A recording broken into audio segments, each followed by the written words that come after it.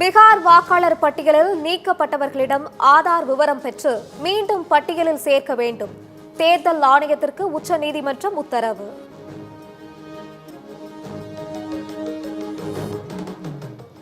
இலங்கை முன்னாள் அதிபர் ரணில் விக்ரமசிங்கே திடீர் கைது. அரசு நிதியில் வெளிநாடுகளுக்கு பயணம் செய்த புகாரில் கைது செய்தது சிஐடி.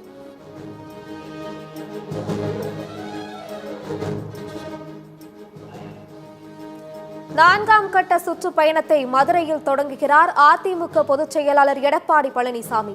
செப்டம்பர் 1ஆம் தேதி மதுரையில் தொடங்கி 13ஆம் தேதி கோவையில் நிறைவு செய்கிறார்.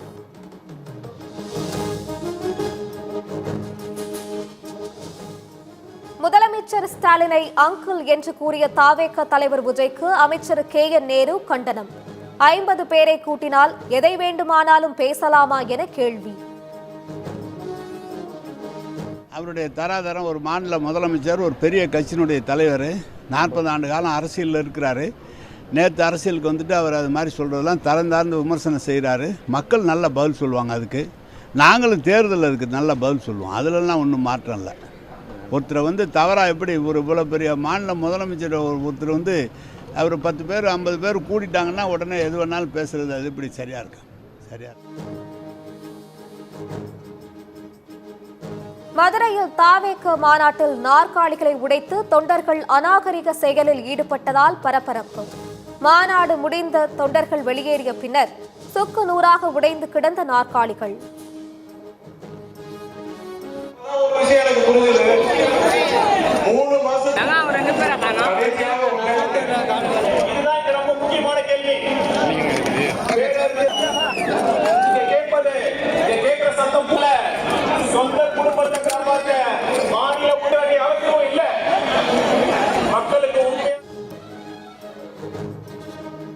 தாவேக மாநாட்டிற்கு தாங்கள் ஒரு துளி அளவு கூட இடையூறு செய்யவில்லை.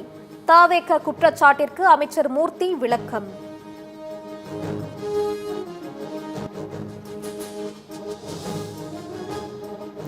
தெருநாய்களை பிடித்து காப்பகங்களில் அடைக்கும் உத்தரவுக்கு தடை விதித்தது உச்சநீதிமன்றம்.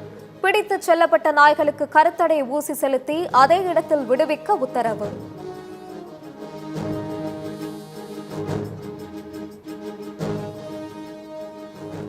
ரேபிஸ் வெறிப்பிடித்த நாய்களை பிடிக்கும் போது தடுத்தால் 2 லட்சம் ரூபாய் அபராதம். பொதுவெளியில் இருக்கும் தெருநாய்களுக்கு உணவு அளிக்கக்கூடாது என உச்சநீதிமன்றம் உத்தரவு.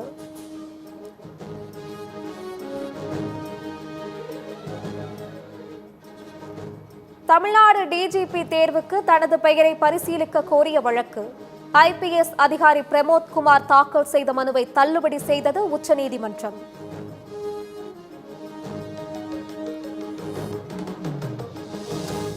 காது கழுத்தில் இப்படி நகை போட்டு வந்தால் மாதம் தோறும் எப்படி 1000 ரூபாய் கொடுப்பார்கள்? மகளிர் உரிமை தொகை கேட்ட பெண்களை கிண்டல் செய்த அமைச்சர் KKSSR ராமச்சந்திரன்.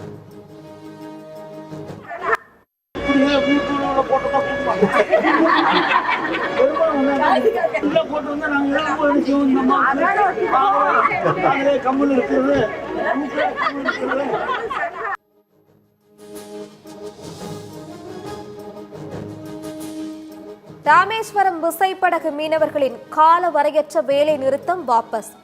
நாளை முதல் மீன்பிடிக்க கடலுக்கு செல்லப் போவதாக மீனவர்கள் அறிவிப்பு.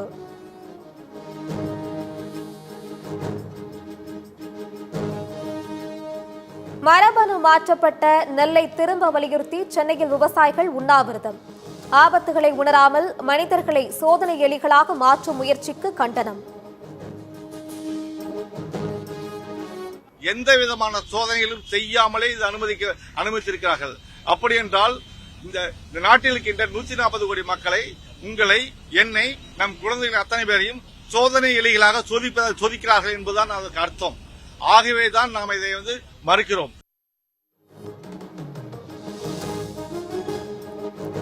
செங்கல்பட்டு, காஞ்சிபுரம், விழுப்புரம், கள்ளக்குறிச்சி உள்ளிட்ட 10 மாவட்டங்களில் இன்று கனமழைக்கு வாய்ப்பு. தமிழகம், புதுச்சேரியில் வரும் 28ஆம் தேதி வரை மிதமான மழை பெய்யக்கூடும் என வானிலை ஆய்வு மையம் கணிப்பு.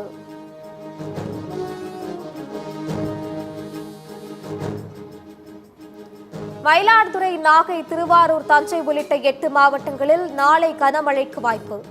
கடலூர், புதுக்கோட்டை, சிவகங்கை, ராமநாதபுரம் மாவட்டங்களில் நாளை கனமழை பெய்யும் என கணிப்பு. நத்தம் அருகே மனைவிக்கு வீட்டிலேயே கணவர் பிரசவம் பார்த்ததில் பெண் குழந்தை பிறந்தது. விசாரிக்க வந்த சுகாதாரத்துறை அதிகாரிகளை உள்ளே சேர்க்காமல் வீட்டின் கதவை பூட்டிக் கொண்டதால் பரபரப்பு.